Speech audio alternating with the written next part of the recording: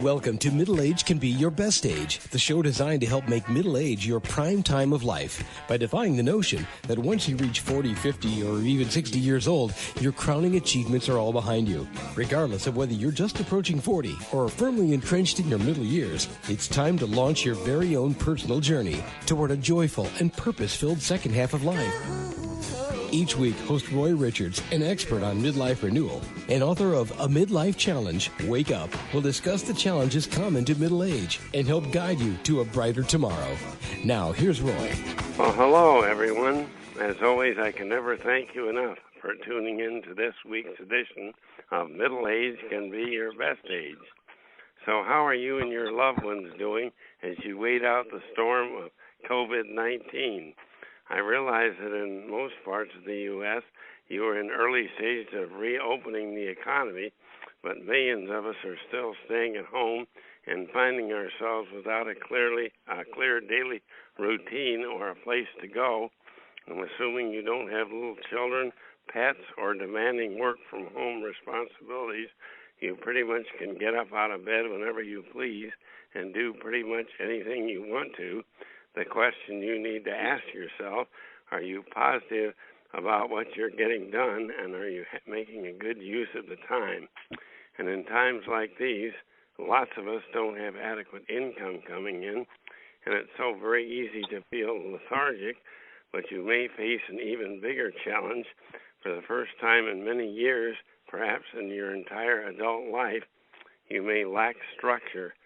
You have no one else but just yourself to set an agenda for you, not the boss, not the shop or office hours, a formal prearranged work schedule, or firm assignment due dates.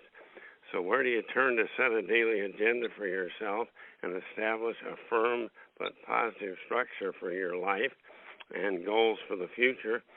And to find this structure, my guest, Dr. Bary Fleet, a retired Christian minister and a psychologist, tells you to look inside to your very own inner magnificence. He promises that every one of us is born with this magnificence, that we can never lose it.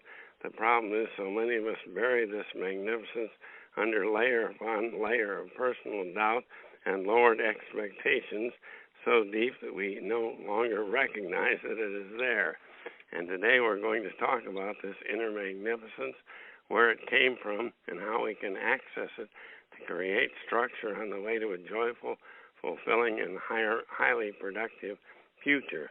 And here are a few of Dr. Bary Fleet's qualifications. A former Protestant minister, Dr. Fleet has subsequently spent more than 30 years teaching leadership and psychology at 3 universities. He's also has been a program director of a nonprofit counseling center, as well as having his own private practice. And he's author of an inspiring new book, Move Into Your Magnificence, 101 Invitations to a Life of Passion and Joy. Sounds pretty good, doesn't it? And by the way, never before an athlete, Dr. Fleet ran his first triathlon at age 68 and celebrated his 70th birthday competing in a Spartan trifecta in Fenway Park, Boston, where he ran over the green monster and up and down the stands. Sounds pretty difficult. Hello, Dr. Bary Fleet. Your background qualifications are impressive indeed, and we're so proud to have you with us today on Middle Age Can Be Your Best Age. Roy, it's a delight to be here. I appreciate the invitation. Thank you so much. Well, can you please begin by defining what you mean by the term inner magnificence? To me, the concept sounds quite similar to the Christian concepts of Holy Spirit, Christ-centered living, or God within. Does inner magnificence refer to this same type of an inner connection to the ultimate power of the universe? Yes, Roy, it does. The reason I use the language inner magnificence is because I've got so many friends who have been turned off by the church and by religion. And so when I start talking and use God language, they just turn right off. Yeah, I know what you mean. So I use the term inner magnificence, and those of us from a Christian background can understand that as the Holy Spirit, or the God within, the God spark, the inner Buddha.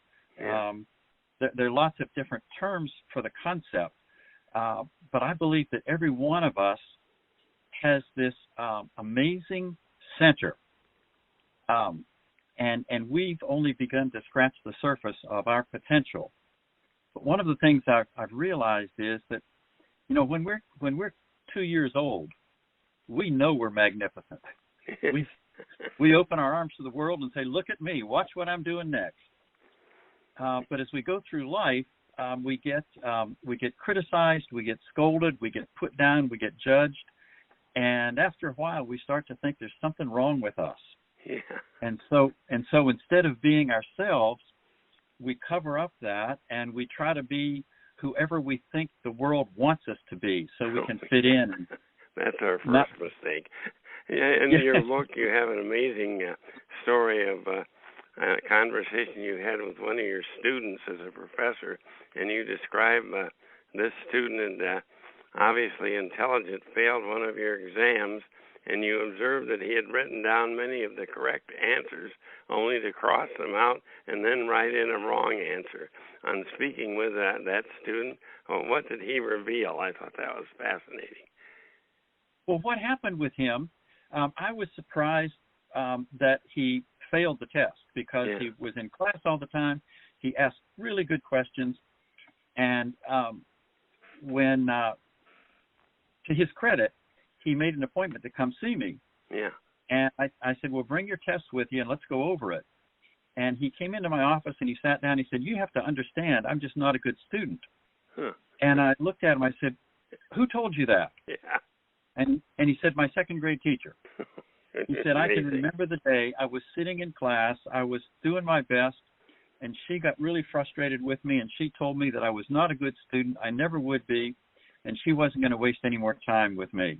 Isn't it amazing how careful we have to be talking to young children, like something like that sticks in their Absolutely, head for 20 years or more, or maybe throughout their adult life, and holds them back from their potential.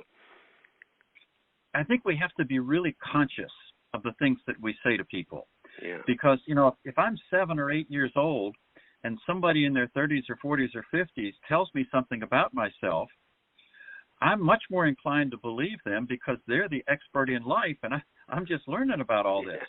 Well, you compare those of us unaware of our inner magnificence to a geode, and that's a small hollow rock. Sounds fascinating. Can you please explain this analogy? Sure. The history of that goes back to when I got accepted to do a TED Talk on inner magnificence. Oh. And I was going to use an acorn.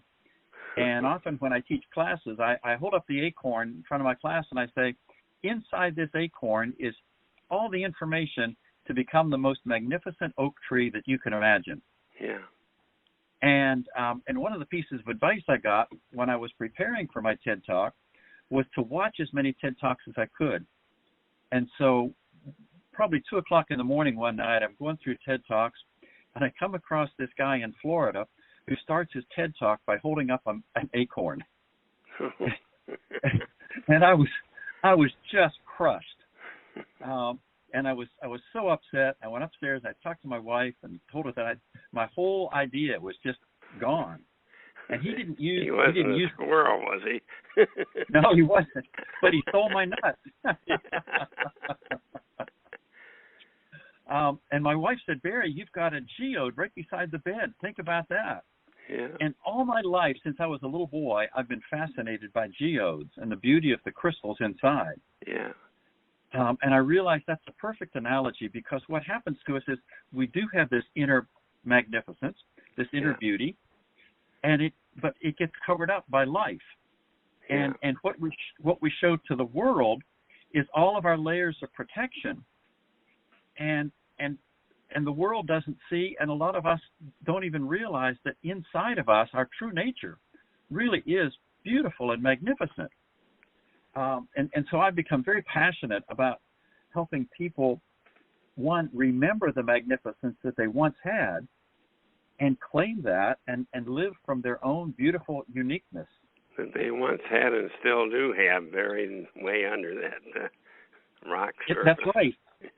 It is still there, but it's buried so deeply that a lot of us don't remember.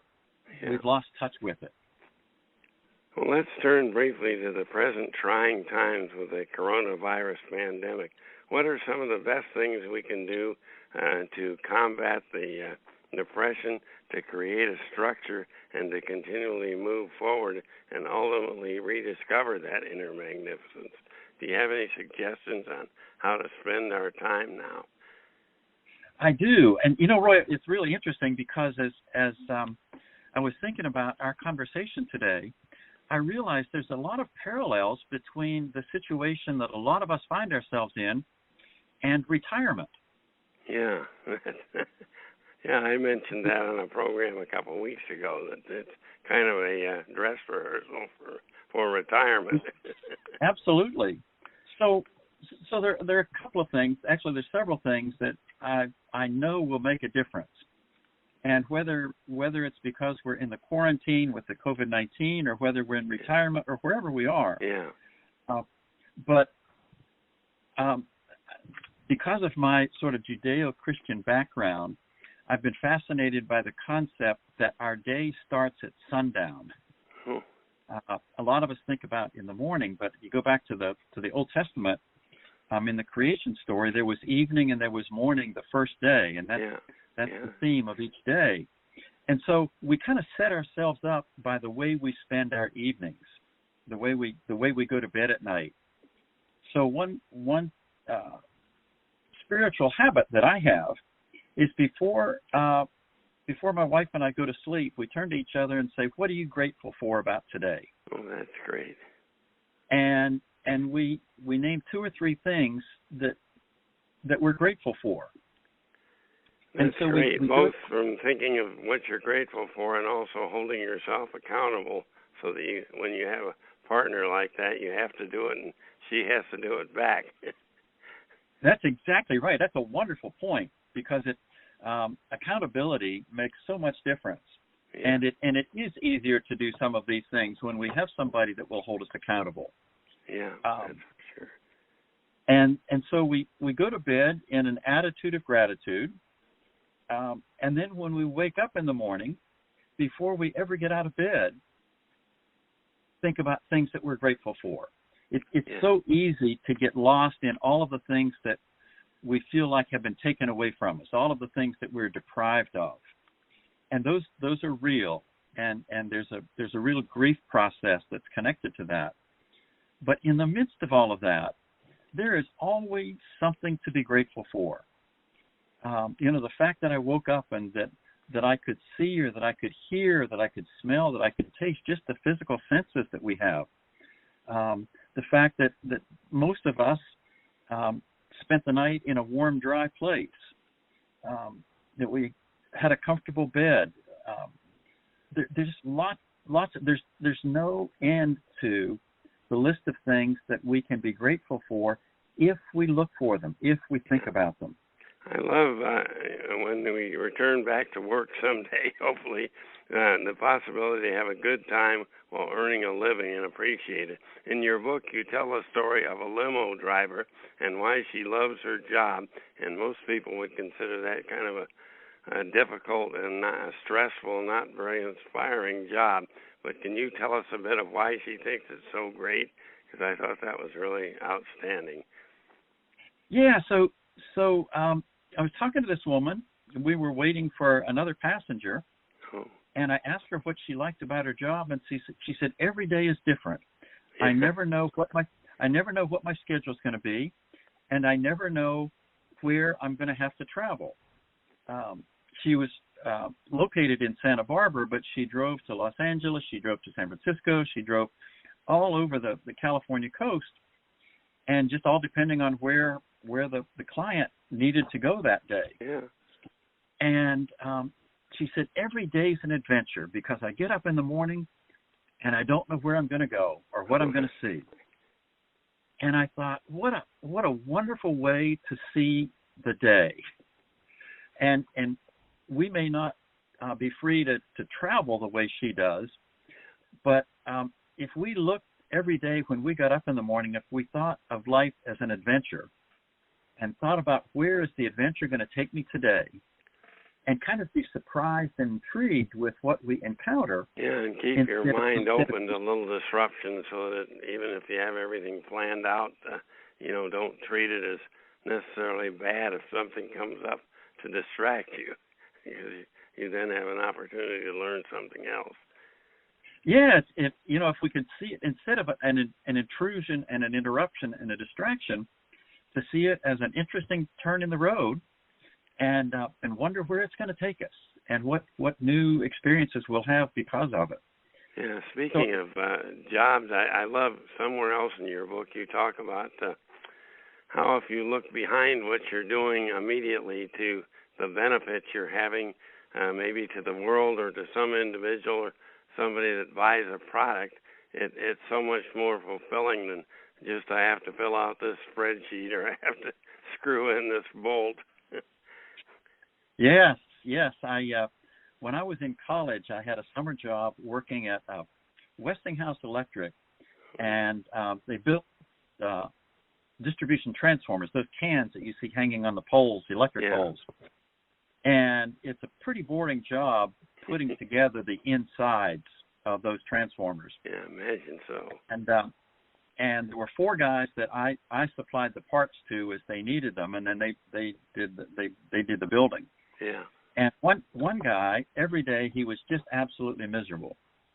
And another guy who was probably in his early 60s and had been doing the job for years and years, always had the biggest smile on his face and just a happy guy. And so one day I asked him, how is it you enjoy what you're doing so much? Because on the outside it looks pretty boring and kind of hard. And he said it's all about how I think about it. He said, what I know is when I'm putting these transformers together, I know that I'm helping supply electricity to the homes, and I'm thinking about what's going on in those houses, and I'm thinking about people cooking supper for the family. I'm thinking about kids sitting down around the table and doing their homework and watching television. He said, I think about the people that are benefiting from what I'm doing today.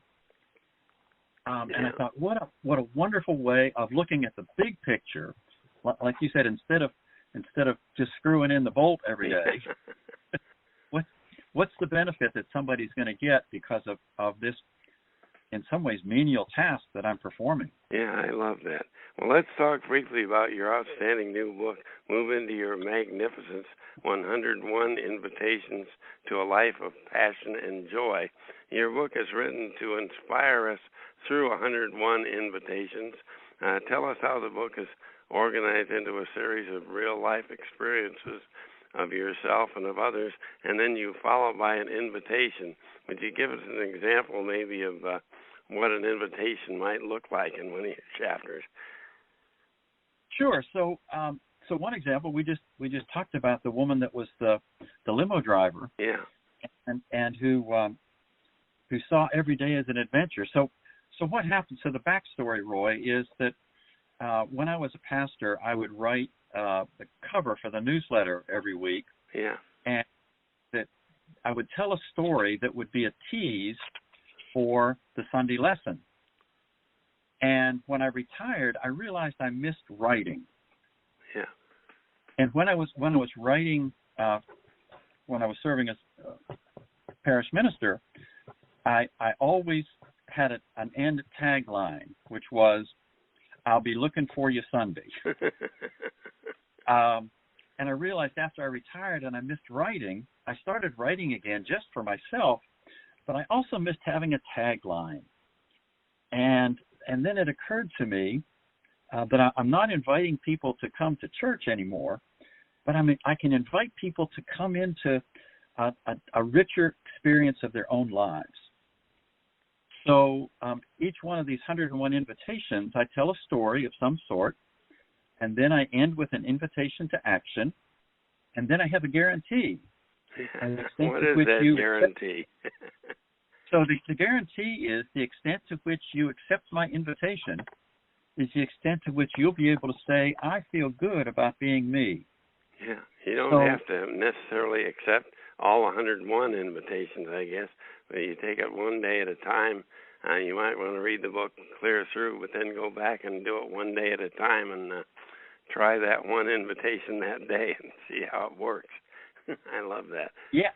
I've had a lot of people, Roy, who tell me that they keep that either by their bedside or by their chair in the morning, and when I'm thinking about 2 or 3 people right now, when they're drinking their morning coffee, part of their morning ritual, they read from the scripture or they read whatever, and they read one story out of my book, and it gives them an intention for how they might live the day. Yeah. And my guarantee is that if you do this, I can guarantee you that when you go to bed tonight, you're going to be able to say, I feel good about being me. Oh, that's great. Well, where should our listeners go to preview and purchase your book, Move Into Your Magnificence? So it's available at Amazon. Just go to Amazon and type in Bary Fleet, and it's Bary with 1 R. It looks wrong, but it's Bary with 1 R. How does it feel to go through life with a name that looks wrong? I'll tell you a funny story. I've been teaching at Bryant University, and I've been there for 30 years, and they still have me as Barry. And every time I go to HR and ask them to correct it, somebody in the chain of command looks at it and they're sure that it's wrong, and they fix it for me. Great. So I've just kind of given up. And I figured there are much bigger issues in life to be concerned about than whether or not somebody puts an extra R in my name. Yeah, it's still pronounced the same whether it has 1 or 2 R's, so I guess it doesn't really matter. It is. You offer, I know, coaching services as a coach and also a public speaker in the New England area. Where can people go to find out more and get in touch with you if should they want to retain you as a coach? So the best place to go is my website, which is www.drbaryfleet.com, drbaryfleet.com. Yeah. Or you can email me at Bary@drbaryfleet.com. Okay, yeah, it was easy to find. Well, in conclusion, being a Christian myself, I've always had a problem of believing in an all-loving God who condemns billions of non-Christians to eternal damnation. And I'm greatly inspired by Dr. Bary Fleet's book.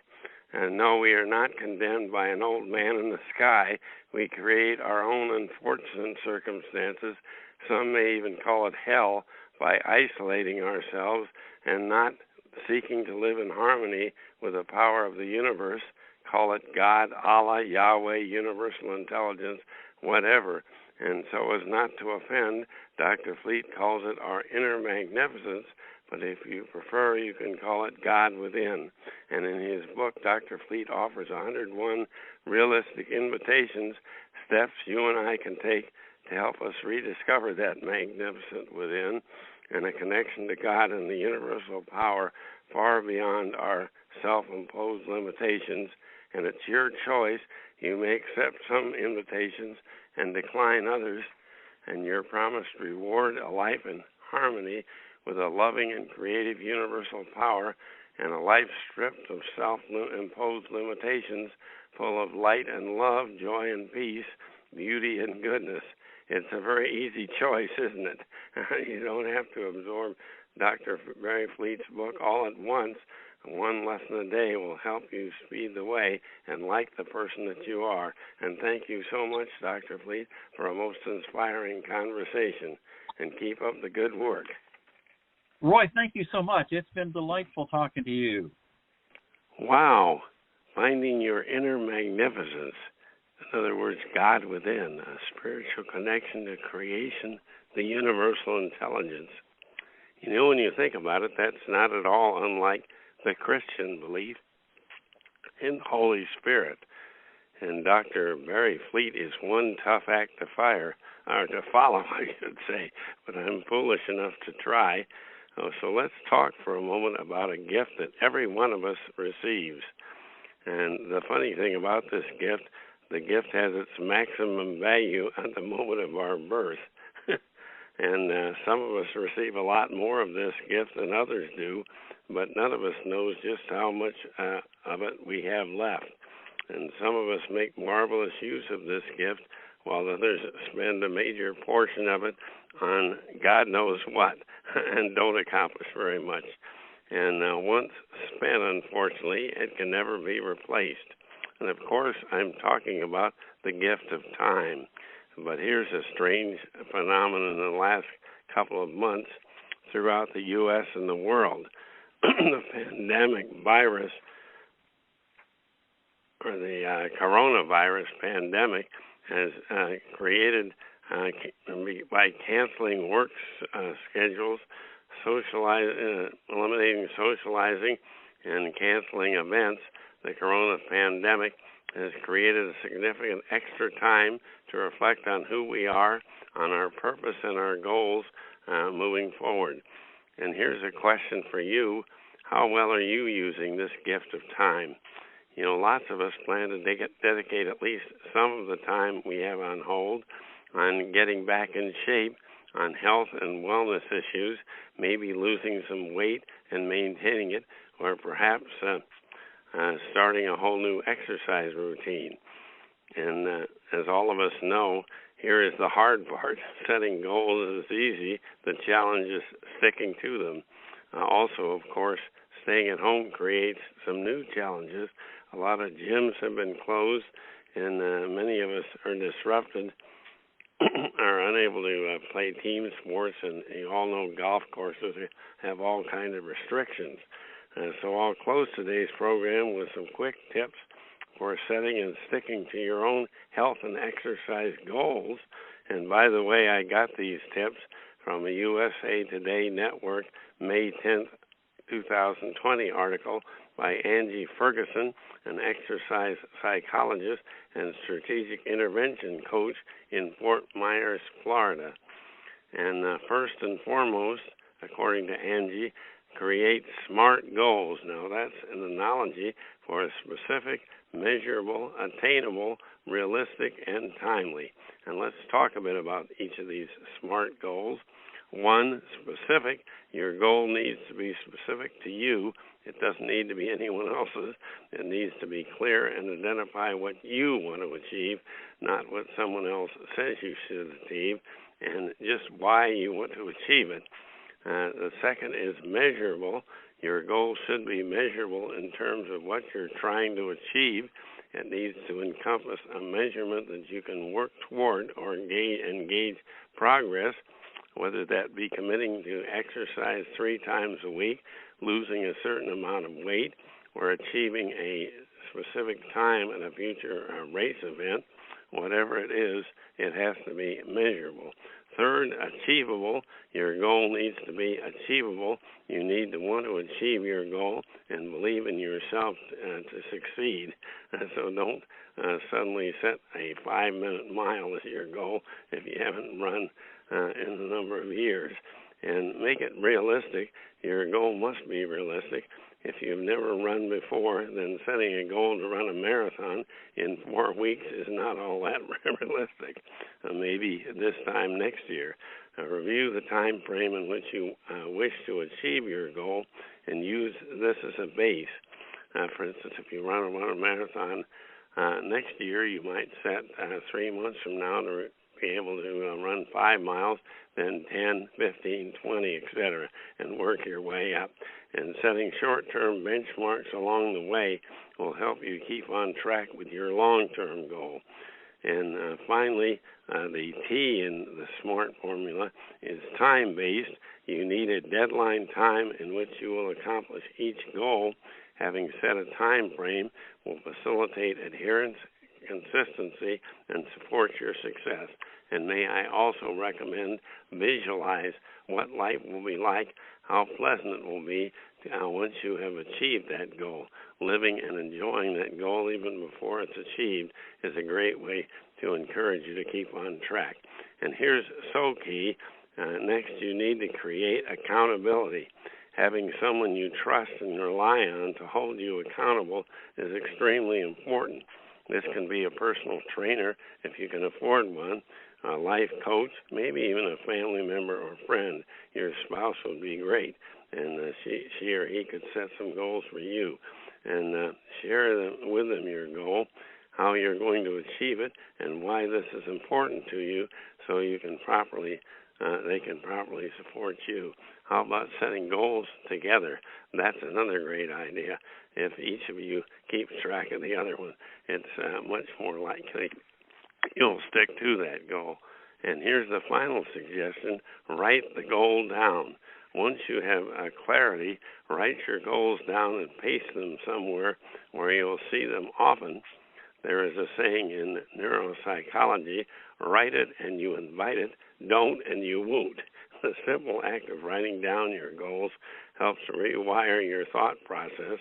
Also, you'll see your goals in print regularly, and you're much more likely to hit your target if you see it. And with clarity and goals in place, now is a great time to talk to a fitness professional, but it isn't absolutely necessary. They can, however, help you devise an action plan for short and long-term success. Also, review and revise your goals and progress every 6 weeks. It's so important that you keep doing that on a timely basis so they don't just fade into oblivion. And that's our program for today. Please don't forget to preview and perhaps purchase my 2 books on midlife renewal, A Midlife Challenge, Wake Up, and Wake Up, Captain and the Crew, Restart Your Engines. Both are by me, Roy C. Richards, and these books are guidelines for individual and collective renewal at middle age, and you'll find both books on Amazon.com, BarnesandNoble.com, and through our website, middleagerenewal.com.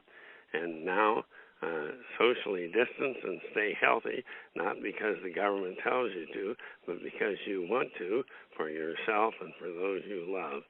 Bye for now. Have a great week.